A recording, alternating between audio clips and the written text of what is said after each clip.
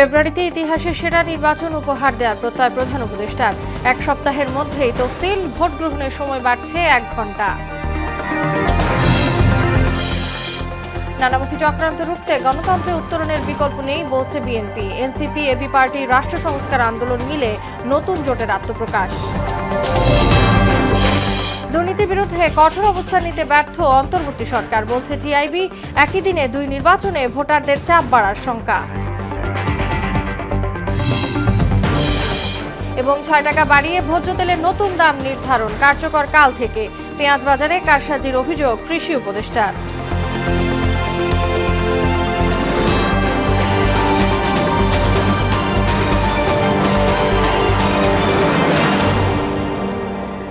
আসসালামু আলাইকুম, সবাইকে মোহনা সংবাদে স্বাগত। শুনছিলেন শিরোনাম, পুরো সংবাদের সঙ্গে আছি তাসনুবা বিনতে তাহের। ফেব্রুয়ারির প্রথমার্ধে জাতিকে একটি সুন্দর উপহার দিতে অন্তর্বর্তী সরকার প্রতিশ্রুতিবদ্ধ বলে জানিয়েছেন প্রধান উপদেষ্টা অধ্যাপক মোহাম্মদ ইউনূস। ইতিহাসের সেরা ভোট আয়োজনের প্রত্যয় জানান তিনি। সন্ধ্যায় রাষ্ট্রীয় অতিথি ভবন যমুনায় নির্বাচন ও গণভোটের প্রস্তুতির বিষয়ে প্রধান নির্বাচন কমিশনার এএমএম নাসির উদ্দিন অবহিত করতে গেলে এসব কথা বলেন ডক্টর ইউনূস। সাক্ষাৎকালে কমিশনের অন্য সদস্যরাও উপস্থিত ছিলেন। এদিকে 1 সপ্তাহের মধ্যে ত্রয়োদশ জাতীয় নির্বাচনের তফসিল ঘোষণা করা হবে বলে জানিয়েছেন নির্বাচন কমিশনার আবুল ফজল মাহমুদ সানাউল্লাহ। গণভোট যুক্ত হওয়ায় এবার ভোট গ্রহণের সময়সীমা 1 ঘণ্টা বাড়ানো হয়েছে বলেও জানান তিনি। বিকেলে ইসির 10ম কমিশন সভা পরবর্তী ব্রিফিংয়ে এসব কথা বলেন মোহাম্মদ সানাউল্লাহ। নির্বাচনের আগের রাতেই কেন্দ্রে কেন্দ্রে ভোটের সামগ্রী পৌঁছে যাবে বলেও জানান তিনি। এমআর আসাদের রিপোর্ট। গণভোট ও জাতীয় নির্বাচনের তফসিল বিষয়ে আয়োজিত সভায় অংশ নেয় পুরো কমিশন। বৈঠক শেষে ইসি আবুল ফজল মোহাম্মদ সানাউল্লাহ জানান, ভোটের আগের রাতেই কেন্দ্রে পৌঁছাবে নির্বাচনী সামগ্রী। রাতের ভোটের পুনরাবৃত্তি হওয়ার সুযোগ নেই বলেও উল্লেখ করেন তিনি। আমরা সিদ্ধান্ত নিয়েছি নির্বাচন সামগ্রী আগের মতো আগের রাতেই সকল কেন্দ্রে পৌঁছে যাবে, ব্যালট পেপার সহ। আমাদের যথাযথ সুপারভিশন থাকবে এবং আমরা নজর রাখবো যাতে করে কোনো ধরনের ব্যত্যয় না ঘটে। আগামী 8 দিনের মধ্যে তফসিল ঘোষণার কথা জানিয়ে সানাউল্লাহ বলেন, ঘোষণার পরই আচরণবিধি প্রয়োগে কঠোর হবে কমিশন। এবার 1 ঘণ্টা বাড়ানো হচ্ছে ভোট গ্রহণের সময়। আমরা ভোটের সময় 1 ঘণ্টা বাড়ানোর সিদ্ধান্ত নিয়েছি। সকালে আধা ঘণ্টা এবং বিকেলে আধা ঘণ্টা, অর্থাৎ এখন ভোট শুরু হবে সকাল 7:30টায় এবং চলবে বিকাল 4:30 পর্যন্ত। ডিসেম্বরের দ্বিতীয় সপ্তাহ 8 তারিখ থেকে 15 তারিখ। প্রথমত হচ্ছে আমরা 48 ঘন্টা সময় দিব রাজনৈতিক দলগুলোকে সবকিছু সরানোর জন্য। তারপরে যদি না সরান, আচরণবিধির আওতায় যা যা করা দরকার তাই করা হবে। আইন মেনে নিবন্ধিত সব রাজনৈতিক দলেরই নির্বাচনে অংশ নেওয়ার সুযোগ থাকছে বলেও জানান সানাউল্লাহ। স্যার, উপদেষ্টা পরিষদের কোন সদস্য ওই পদে থেকে ইলেকশন করতে পারবেন কি? এটা সময় দেখতে পাবেন, এটা সম্ভবত সম্ভব নয়। এমআর আসাদ, মোহনা সংবাদ, ঢাকা। বাংলাদেশের সব ক্ষেত্রে অরাজকতা চলছে উল্লেখ করে গণতন্ত্র প্রতিষ্ঠার মাধ্যমেই সব ষড়যন্ত্র মোকাবেলা সম্ভব বলে মন্তব্য করেছেন বিএনপির ভারপ্রাপ্ত চেয়ারম্যান তারেক রহমান। বিকেলে রাজধানীর খামারবাড়িতে কৃষিবিদ ইনস্টিটিউট মিলনায়তনে বিএনপির দেশ করার পরিকল্পনা কর্মসূচির সমাপনী অনুষ্ঠানে তিনি এসব কথা বলেন। আর দলটির মহাসচিব মির্জা ফখরুল ইসলাম আলমগীর বলেন, বিএনপির বিরুদ্ধে চালানো অপপ্রচার ঠেকাতে তরুণদের সজাগ থাকতে হবে। তানজিদ ভুঁইয়ার প্রতিবেদন। দেশ গড়ার পরিকল্পনা নিয়ে বিএনপির 7 দিন ব্যাপী কর্মসূচির উদ্বোধনী আয়োজন বসে রাজধানীর কৃষিবিদ ইনস্টিটিউট মিলনায়তনে, যেখানে প্রধান অতিথি হিসেবে যুক্তরাজ্য থেকে ভার্চুয়ালি যুক্ত হন বিএনপির ভারপ্রাপ্ত চেয়ারম্যান তারেক রহমান। উদ্বোধনী পর্বে বিএনপি মহাসচিব মির্জা ফখরুল ইসলাম আলমগীর অভিযোগ করে বলেন, একটি গোষ্ঠী ধর্মের নামে বিভাজনের চেষ্টা চালাচ্ছে। একটা মহল ধর্মের নামে বাংলাদেশে একটা বিভাজনের পথ সৃষ্টি করতে চায়। ধর্মকে দিয়ে রাষ্ট্রকে বিভাজন করা বা সমাজকে বিভাজন করা, এটাতে আমরা বিশ্বাস করি না। অনুষ্ঠানে যুক্তরাজ্য থেকে ভার্চুয়ালি যুক্ত হন দলটির ভারপ্রাপ্ত চেয়ারম্যান তারেক রহমান। বলেন, যে কোনো মূল্যে দুর্নীতি ও আইন শৃঙ্খলা পরিস্থিতির লাগাম টেনে ধরতে হবে, যা একমাত্র বিএনপির পক্ষেই সম্ভব। দুর্নীতি এবং আইন শৃঙ্খলার লাগাম টেনে ধরতে না পারি, তাহলে আমরা যে পরিকল্পনাগুলি গ্রহণ করেছি মানুষের স্বাস্থ্য নিয়ে, দেশের ভবিষ্যৎ সন্তানদের শিক্ষা ব্যবস্থা নিয়ে, নারী সমাজকে এম্পাওয়ার্ড করার জন্য, দেশের কৃষি ব্যবস্থা, প্রত্যেকটি পরিকল্পনা আমাদের বাধাগ্রস্ত হবে। দৃঢ়ভাবে অত্যন্ত আত্মবিশ্বাসের সঙ্গে বলতে পারি, এই বাংলাদেশে যদি দুর্নীতির লাগাম টেনে ধরতে পারে তাহলে একমাত্র বাংলাদেশ জাতীয়তাবাদী দলই পক্ষেই সেটা সম্ভব। 1971 সালে স্বাধীনতার বিরুদ্ধে অবস্থান নেয়া গোষ্ঠী এখন কিভাবে জনগণের মঙ্গল চায় এমন প্রশ্ন রাখেন তিনি। নিজেদের রাজনৈতিক স্বার্থ রক্ষার্থে লক্ষ লক্ষ মানুষকে শুধু হত্যাই করেনি, তাদের সহকর্মীরা কিভাবে মা বোনদের ইজ্জত পর্যন্ত লুট করেছিল, এই কথাটি আমাদেরকে মনে রাখতে হবে। 2 মাসের মধ্যেই সুষ্ঠু গ্রহণযোগ্য জাতীয় নির্বাচনের প্রত্যাশা ব্যক্ত করেন বিএনপির ভারপ্রাপ্ত চেয়ারম্যান। একসাথে কাজ করি, ইনশাল্লাহ আমরা সেই বাংলাদেশ গড়ে তুলতে সক্ষম হব যেই বাংলাদেশের প্রত্যাশা আমরা করি। দেশ গড়ার পরিকল্পনা কাজ যখন আমরা শুরু করব বাংলাদেশের মানুষের রায় নিয়ে, তখনও ইনশাল্লাহ কেউ আমাদেরকে দাবিয়ে রাখতে পারবে না। তানজিদ ভুইয়া, মোহনা সংবাদ, ঢাকা। বিএনপি চেয়ারপারসন বেগম খালেদা জিয়ার স্বাস্থ্যের অবস্থা অপরিবর্তিত আছে। তার সিটি স্ক্যান করানো হলে রিপোর্ট নরমাল এসেছে বলে জানায় মেডিকেল বোর্ড। এদিকে রাত 10টায় বেগম জিয়ার মেডিকেল বোর্ডের সঙ্গে বৈঠক বসবেন doctor Zubaida Rahman. Air ambulance প্রস্তুত থাকলেও মেডিকেল বোর্ডের অনুমোদন পেলেই বিএনপি চেয়ারপারসনকে বিদেশে নেওয়া হবে। বেগম জিয়ার শারীরিক অবস্থার খোঁজ খবর জানতে এভার কেয়ার হাসপাতালে এখনও উৎসুক জনতার ভিড় রয়েছে। ত্রয়োদশ জাতীয় নির্বাচন ঘিরে নতুন রাজনৈতিক জোটের ঘোষণা দিয়েছে এনসিপি, এবি পার্টি এবং রাষ্ট্র সংস্কার আন্দোলন। বিকেলে ঢাকা রিপোর্টার্স ইউনিটিতে 3 দলের সমন্বয়ে গঠিত নতুন এ জোটের ঘোষণা দেন এনসিপির আহ্বায়ক নাহিদ ইসলাম। তিনি বলেন, নির্বাচনের পাশাপাশি এটি একটি রাজনৈতিক জোট। একসঙ্গে একই মার্কায় জোটবদ্ধ নির্বাচন করা যায় কিনা তাও ভাবা হচ্ছে বলে জানান নাহিদ ইসলাম। আরও জানাচ্ছেন মফিউর রহমান। জুলাই অভ্যুত্থানের অঙ্গীকার রক্ষা ও নতুন রাজনৈতিক বন্দোবস্ত বিনির্মাণে এনসিপি, এবি পার্টি ও রাষ্ট্র সংস্কার আন্দোলন নিয়ে গঠিত হল গণতান্ত্রিক সংস্কার নামে নতুন রাজনৈতিক জোট। রোববার সন্ধ্যায় ঢাকা রিপোর্টার্স ইউনিটিতে এক সংবাদ সম্মেলনে নতুন এ জোট ঘোষণা দেন এনসিপির আহ্বায়ক ও জোট মুখপাত্র নাহিদ ইসলাম। 3টি রাজনৈতিক সংগঠন, জাতীয় নাগরিক পার্টি, এনসিপি, আমার বাংলাদেশ পার্টি, এবি পার্টি এবং রাষ্ট্র সংস্কার আন্দোলন, আমরা 3টি রাজনৈতিক দলের পক্ষ থেকে আজকে এখানে উপস্থিত হয়েছি। যারা সংস্কারের পক্ষে, পরিবর্তনের পক্ষে এবং গণ অভ্যুত্থানকে সফল করার জন্যই, তার আকাঙ্ক্ষাগুলোকে সফল করার জন্যই আন্তরিকভাবে কাজ করে এসেছে। এখন আমরা যারা আন্তরিকভাবে চাই, আমরা সেই রাজনৈতিক শক্তিগুলো ঐক্যবদ্ধ আজকে হয়েছি। তিনি বলেন, রাষ্ট্র সংস্কার প্রক্রিয়া এগিয়ে নেওয়ার পাশাপাশি আগামী নির্বাচনে একসঙ্গে অংশ নেবে এই জোট। নির্বাচন কেবল ক্ষমতার পরিবর্তনের জন্য হবে না, এই নির্বাচনটাকে আমরা রাজনৈতিক নির্বাচনে পরিণত করতে চাই দেশ বদলের জন্য, সংস্কার প্রক্রিয়া বাস্তবায়নের জন্য এবং আমাদের অর্থনৈতিক মুক্তির যাত্রাকে অব্যাহত রাখার জন্য আমরা এই নির্বাচনে অংশগ্রহণ করতে চাই এবং আমরা সেটা ঐক্যবদ্ধভাবে অংশগ্রহণ করব নির্বাচনে। 24 এর গণ অভ্যুত্থানের আকাঙ্ক্ষা বাস্তবায়নে বিভিন্ন রাজনৈতিক দলকে গণতান্ত্রিক সংস্কার জোটের সঙ্গে একাত্ম হওয়ার আহ্বান জানান নতুন জোটের অন্যান্য নেতারা। জুলাই অভ্যুত্থানের অঙ্গীকার, প্রত্যাশা এবং জুলাই অভ্যুত্থানের ভিত্তিতে বাংলাদেশকে একটা নতুন রাজনৈতিক দিশা দেওয়ার জন্য আমরা প্রাথমিকভাবে 3টা দল আজকে এখানে হাতে হাত মিলিয়ে আপনাদের সামনে এসে দাঁড়িয়েছি। যারা এই সংস্কারের আন্দোলন, এই সংস্কারের কর্মসূচি বাস্তবায়ন, নতুন বাংলাদেশের নির্মাণ, সেই রকমের একটা আকাঙ্ক্ষার বাংলাদেশ গড়ে তোলার জন্য একটা কর্মসূচি নিয়ে আমরা প্রাথমিকভাবে এই 3 সংগঠন যাত্রা করছি। আগামীতে গণতান্ত্রিক মূল্যবোধ প্রতিষ্ঠা, স্বচ্ছ নির্বাচন এবং রাজনৈতিক সংস্কারের লক্ষ্যেই এই জোটের যাত্রা শুরু হয়েছে বলে জানান জোট নেতারা। বাংলাদেশে প্রধানত এখন যারা রাজনীতি করেন। মফিউর রহমান, মোহনা সংবাদ, ঢাকা। আওয়ামী লীগ আমলে গুমের ঘটনায় ক্ষমতাচ্যুত প্রধানমন্ত্রী শেখ হাসিনা সরাসরি নির্দেশ দিতেন বলে জানিয়েছেন chief prosecutor Tajul Islam. JIC সেলে গুম নির্যাতনের ঘটনায় মানবতাবিরোধী অপরাধ মামলায় শেখ হাসিনা সহ 13 সেনা কর্মকর্তার বিরুদ্ধে অভিযোগ গঠনের উপর শুনানি শেষে একথা জানান তিনি। এ মামলায় স্টেট ডিফেন্সের শুনানির জন্য 9 ডিসেম্বর দিন ধার্য করেন আদালত। এদিকে কুষ্টিয়ায় 6 হত্যা সহ 8 অভিযোগে হাসানুল হক ইনুর বিরুদ্ধে 3য় দিনের সাক্ষ্য গ্রহণ শেষ। কাল পরবর্তী সাক্ষ্য গ্রহণ। আরো জানাচ্ছেন মেজবা রহমান।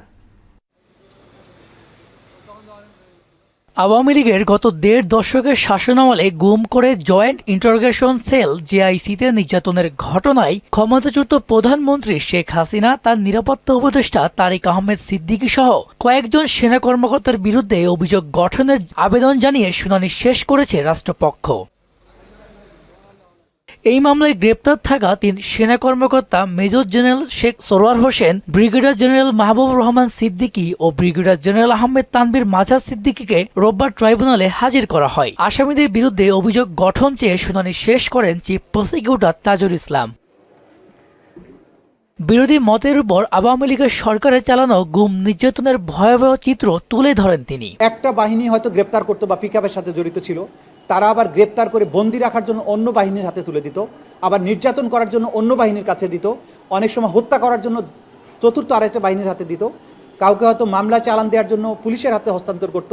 অর্থাৎ এই অপহরণ প্রক্রিয়ার সাথে police, CTTC, DB, DGFI, RAB এবং কোনো কোনো ক্ষেত্রে এনএসআই এবং কখনো কখনো বিজিবিকেও ব্যবহার করা হয়েছে। চিফ প্রসিকিউটর বলেন, গুমের নির্দেশ আসত শেখ হাসিনার কাছ থেকে, বাস্তবায়ন সহ পরবর্তী পদক্ষেপ নিতেন তারিক সিদ্দিকী। এই যে রাষ্ট্রীয় বিভিন্ন সংস্থা, এগুলোকে অপরাধ কর্মের সাথে সম্পৃক্ত করার মাধ্যমে এটা একটা ওয়াইড স্প্রেড এবং সিস্টেম্যাটিক পদ্ধতিতে বাংলাদেশের সিভিলিয়ান পপুলেশন যারা শেখ হাসিনার স্বৈরশাসনকে অপোজ করেছেন, তার বিরোধিতা করেছেন, তাদেরকে নিশ্চিহ্ন করার জন্য, তাদেরকে সাইলেন্ট করার জন্য এই গুমকে হাতিয়ার হিসেবে ব্যবহার করেছেন। এদিন জুলাই আগস্ট আন্দোলনকালে কুষ্টিয়ায় ৬ হত্যা সহ ৮ অভিযোগে দায়ের মানবতা বিরোধী অপরাধ মামলায় জাসদ সভাপতি হাসানুল হক ইনুর বিরুদ্ধে ৩য় দিনের সাক্ষ্য শেষ হয়েছে। পরবর্তী সাক্ষ্য গ্রহণ সোমবার।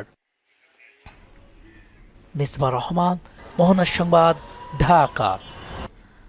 দুর্নীতির বিরুদ্ধে কঠোর অবস্থান নিতে অন্তর্বর্তী সরকার ব্যর্থ হয়েছে বলে মন্তব্য করেছেন টিআইবির নির্বাহী পরিচালক ইফতেখারুজ্জামান। বিকেলে মাইডাস সেন্টারে এক ব্রিফিংয়ে তিনি জানান, ৫ আগস্টের পরও দেশে দুর্নীতি আছে, দখল চাঁদাবাজিও চলছে। একই দিনে জাতীয় নির্বাচন এবং গণভোট ভোটারদের জন্য চাপ এবং সময় সাপেক্ষ হবে বলেও মন্তব্য করেন ইফতেখারুজ্জামান। সোরাইয়া মুনের রিপোর্ট। ত্রয়োদশ জাতীয় নির্বাচনে রাজনৈতিক দলের ইশতেহার প্রণয়নে টিআইবির সুপারিশ শীর্ষক এই সংবাদ সম্মেলন। সংস্থাটির নির্বাহী পরিচালক ইফতেখারুজ্জামান বলেন, সংসদ নির্বাচন এবং গণভোটের জন্য প্রত্যেক ভোটারের ৫ থেকে ৮ মিনিট সময় লাগতে পারে। সেক্ষেত্রে একই দিনে ২ ভোটে জটিলতা সৃষ্টির আশঙ্কা জানান ইফতেখারুজ্জামান। জাতীয় নির্বাচনের দিন একই দিনে গণভোট হবে, এটা আমরা শুরু থেকে বলেছি, এটি এক ধরনের শাখের করার ছিল। আলাদাভাবে করলে অল্প সময়ের মধ্যে ২টা বিশাল এরকম নির্বাচনযোগ্য খুব কঠিন হতো রাষ্ট্রের জন্য, সরকারের জন্য, নির্বাচন কমিশনের জন্য, যেটি একটা চাপ হবে এবং সময় সাপেক্ষ বিষয় হবে। ৫ আগস্টের পর দুর্নীতি কমার বিষয়ে অনেকে আশাবাদী হলেও বাস্তব চিত্র ভিন্ন। এ বিষয়ে কঠোর পদক্ষেপ নিতে অন্তর্বর্তী সরকার ব্যর্থ হয়েছে বলে মন্তব্য করেন টিআইবি নির্বাহী পরিচালক। ৫৪ বছর এবং বিশেষ করে গত ১৫ বছরের যে জঞ্জাল, সেটা কাটিয়ে উঠে বাংলাদেশের সুশাসিত গণতান্ত্রিক দুর্নীতিমুক্ত এবং অন্তর্ভুক্তমূলক সমাজ প্রতিষ্ঠা, রাষ্ট্র প্রতিষ্ঠার কাজটা চট করে একটা জাদুর কাঠি দিয়ে সম্ভব নয়। জুলাই অভ্যুত্থানে যারা শহীদ হয়েছেন তাদের রাষ্ট্রীয় স্বীকৃতি, শহীদ পরিবারের যথাযথ সহায়তা প্রদান এবং আহতদের চিকিৎসা পুনর্বাসন নিশ্চিত করা এবং সেটি চলমান রাখা। কোনো কোনো ক্ষেত্রে সরকারের ভেতরেও দুর্নীতি হচ্ছে বলে জানান ইফতেখারুজ্জামান। কাঠামো হয়তো বা আইনগতভাবে তৈরি করা সম্ভব। সুরাইয়া মুন্নি, মোহনা সংবাদ, ঢাকা। বাড়ল ভোজ্য তেলের দাম। লিটারে ৬ টাকা বাড়িয়ে প্রতি লিটার সয়াবিন তেলের দাম ১৯৫ টাকা নির্ধারণ করা হয়েছে। বোতলজাত ৫ লিটার সয়াবিনের দাম ৯৫৫, খোলা সয়াবিন লিটারে ১৭৬ টাকা ও প্রতি লিটার পাম তেলের দাম নির্ধারণ করা হয়েছে ১৬৬ টাকা। সন্ধ্যায় এক বিজ্ঞপ্তিতে তেলের দাম বাড়ানোর ঘোষণা দেয় Bangladesh vegetable oil refiners and Vanaspati manufacturers association. নতুন এই দর আগামীকাল থেকেই কার্যকর হবে। কারসাজি করে পেঁয়াজের দাম বাড়ানো হচ্ছে উল্লেখ করে কৃষি উপদেষ্টা জাহাঙ্গীর আলম চৌধুরী বলেছেন, এর ফলে কৃষক এবং ভোক্তাদের ক্ষতি হচ্ছে। বিকেলে সচিবালয়ে কৃষি বিষয়ক সার্বিক পরিস্থিতি নিয়ে এক প্রেস ব্রিফিংয়ে একথা বলেন তিনি। পেঁয়াজের দাম বৃদ্ধির পেছনে অসাধু চক্রের হাত রয়েছে বলে জানান উপদেষ্টা। তিনি বলেন, পেঁয়াজের দাম হঠাৎ বৃদ্ধিতে আমদানির সিদ্ধান্ত নেওয়া হয়েছে, এতে দাম কিছুটা কমতে পারে। বাজার নিয়ন্ত্রণ করার জন্য তো আমদানি সিদ্ধান্ত নেওয়া হলো, যেহেতু হয় কি ওইটার দামটা তো দুই জীবনের মানে বাজার, আমার তো দুইজনের দিকে খেয়াল রাখতে হবে, কৃষকের দিকে খেয়াল রাখতে হবে, ভোক্তাদের দিকেও খেয়াল রাখতে হবে। এই ভোক্তাদের দিকে খেয়াল দেয়। বাট এটা আমরা ধরেন যে এই পেঁয়াজের দামটা যদি 70-এর মতো থাকে তবে হলো সবার জন্য সুবিধা, ভোক্তার জন্য সুবিধা আর কি বলে কৃষকের জন্য সুবিধা। এখন ছড়িয়ে ছিটিয়ে না থেকে নির্দিষ্ট জায়গায় কলকারখানা স্থাপনে উদ্যোক্তাদের প্রতি আহ্বান জানিয়েছেন শিল্প উপদেষ্টা আদিলুর রহমান খান। এসএমই পণ্যের রপ্তানি বাড়াতে নতুন বাজার খোঁজার তাগিদও দেন তিনি। সকালে চিন্ময়ী সম্মেলন কেন্দ্রে এসএমই পণ্য মেলার উদ্বোধন অনুষ্ঠানে এসব কথা বলেন উপদেষ্টা। এ সময় বিডা চেয়ারম্যান আশিক চৌধুরী জানান 2030 সালের মধ্যে বাংলাদেশ হবে বিশ্বের 8ম বৃহৎ কনজিউমার দেশ। আরও জানাচ্ছেন নাহিদ সিরাজ নিম্মি। আমাদের সৃজনশীলতা, দক্ষতা এবং উদ্ভাবনের বাংলাদেশ চিন্মৈত্রী সম্মেলন কেন্দ্রে বসলো 12তম জাতীয় এসএমই পণ্য মেলা, যার উদ্বোধনী অনুষ্ঠান আয়োজন করে এসএমই ফাউন্ডেশন। মেলার উদ্বোধন করেন শিল্প উপদেষ্টা আদিলুর রহমান খান। বক্তব্যে শিল্পনগরীর জন্য নির্ধারিত ক্লাস্টারে কলকারখানা স্থাপনের আহ্বান জানান তিনি। বিভিন্ন জায়গায় ছড়িয়ে ছিটিয়ে শিল্প কারখানা স্থাপন না করে নির্ধারিত শিল্প নগরীগুলোতে, যেগুলো বিসিক বা এসএমই বা যেসব ক্লাস্টারগুলো করা হয়েছে, শিল্পের জন্য পার্ক করা হয়েছে, সেগুলোতে আপনারা শিল্প স্থাপন করেন। এতে উদ্যোক্তারা আরো বেশি সুবিধা পাবেন এবং ব্যবসা পরিচালনা সহজ হবে। অনুষ্ঠানে বিডা চেয়ারম্যান আশিক চৌধুরী বলেন, ব্যাংক গ্যারান্টির মাধ্যমে ক্ষুদ্র ও মাঝারি উদ্যোক্তারা রপ্তানি খাতে যুক্ত হতে পারবেন। এক্ষেত্রে নানামুখী চ্যালেঞ্জের কথাও উল্লেখ করেন তিনি। আমাদের দেশে একটা বড় সমস্যা হচ্ছে বন্ডেড ওয়্যারহাউস করতে হয় রপ্তানি করতে হলে। তো বন্ডেড ওয়্যারহাউস করা আসলে এসএমইদের জন্য খুব কঠিন একটা ব্যাপার হয়ে যায়। তো সেটা সমাধানের জন্য আমরা খুব রিসেন্টলি যে ব্যাংক গ্যারান্টির একটা প্রভিশন চালু করা হয়েছে এনবিআর এর সাথে কাজ করে আমরা এটা করেছি যে আংশিক রপ্তানিকারক যারা, তারা ব্যাংক গ্যারান্টির মাধ্যমে আসলে শুল্কহীন পণ্য আমদানি করে আবার ওটাকে রপ্তানি করতে পারবে। এবারের মেলায় ক্ষুদ্র ও মাঝারি শিল্প প্রতিষ্ঠানের 400টি স্টল রয়েছে, যেখানে 60% নারী উদ্যোক্তা। মেলা চলবে 14 ডিসেম্বর পর্যন্ত। প্রতিদিন খোলা থাকবে সকাল 10টা থেকে রাত 9টা পর্যন্ত। নাহিদ সিরাজ নিম্মি, মোহনা সংবাদ, ঢাকা। বিএনপি চেয়ারপারসন ও সাবেক প্রধানমন্ত্রী বেগম খালেদা জিয়ার রোগ মুক্তি ও দীর্ঘায়ু কামনায় বিশেষ দোয়া মাহফিলের আয়োজন করে ঢাকাস্থ বৃহত্তর ময়মনসিংহ সমিতি। সন্ধ্যায় রাজধানী মিরপুরে সমিতি ভবনে দোয়া মাহফিলে অংশ নেন বিএনপি চেয়ারপারসন উপদেষ্টা বীর মুক্তিযোদ্ধা আব্দুস সালাম। বেগম জিয়া দ্রুত সুস্থ হয়ে জনগণের মাঝে ফিরে আসবে এমন প্রত্যাশায় দেশবাসীর কাছে দোয়া চান প্রতিষ্ঠানটির সভাপতি বীর মুক্তিযোদ্ধা আব্দুস সালাম। আজকে আমরা দল মত নির্বিশেষে এখানে আমরা একত্রিত হয়েছি। এখানে তার জন্য আমরা এখন দোয়া করব, আল্লাহ যাতে তাকে সুস্থ করে দেন, সুস্থ করে যাতে আমাদের দেশের নেতৃত্ব নেওয়ার সুযোগ করে দেন, যাতে এই দেশের সংকট এখনো কাটে নাই, কাজে দেশে একটা সংকটের মধ্য দিয়ে আমরা যাচ্ছি। বিএনপি চেয়ারপারসন বেগম খালেদা জিয়ার সুস্থতা কামনায় মিরপুর 7 নম্বর ওয়ার্ড বিএনপির উদ্যোগে 6 নম্বর সেকশনের বাইতুল মোশাররফ মাদ্রাসা মসজিদ এলাকায় দোয়া ও মিলাদ মাহফিল অনুষ্ঠিত হয়েছে। এতে প্রধান অতিথি ছিলেন একাদশ জাতীয় সংসদ নির্বাচনে ঢাকা 14 আসনে বিএনপি মনোনীত প্রার্থী এস.এ. সিদ্দিক সাজু। এছাড়া স্থানীয় ব্যক্তিবর্গ, বিএনপির অঙ্গ ও সহযোগী সংগঠনের নেতাকর্মী এবং আপামর জনসাধারণ অনুষ্ঠানে অংশ নেন। সংসদীয় গণতন্ত্র উত্তরণে বাংলাদেশে প্রথম মহিলা প্রধানমন্ত্রী আমাদের সবার প্রিয় বেগম খালেদা জিয়া, তার শাসনামলে বাংলাদেশের নাম সারা বিশ্বের বুকে কিন্তু উনি উজ্জ্বল করেছিলেন। তিনি এমন এক ব্যক্তিত্ব যিনি সকল দলমতের ঊর্ধ্বে উঠে আজকে 18 কোটি জনগণের আস্থা, শ্রদ্ধা এবং ভালোবাসার প্রতীক হয়ে সবার দোয়া এবং সবার প্রার্থনাতে উনি অবস্থান করছেন।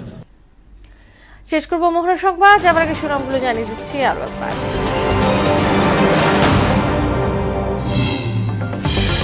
ফেব্রুয়ারিতে ইতিহাসের সেরা নির্বাচন উপহার দেওয়ার প্রত্যয় প্রধান উপদেষ্টার। 1 সপ্তাহের মধ্যেই তফসিল, ভোট গ্রহণের সময় বাড়ছে 1 ঘন্টা। নানামুখী চক্রান্ত রুখতে গণতন্ত্র উত্তরণের বিকল্প নেই বলছে বিএনপি, এনসিপি, এবি পার্টি, রাষ্ট্র সংস্কার আন্দোলন মিলে নতুন জোটের আত্মপ্রকাশ। দুর্নীতির বিরুদ্ধে কঠোর অবস্থান নিতে ব্যর্থ অন্তর্বর্তী সরকার বলছে টিআইবি। একই দিনে 2 নির্বাচনে ভোটারদের চাপ বাড়ার শঙ্কা। এবং 6 টাকা বাড়িয়ে ভোজ্য তেলের নতুন দাম নির্ধারণ কার্যকর কাল থেকে। পেঁয়াজ বাজারে কারসাজির অভিযোগ কৃষি উপদেষ্টার।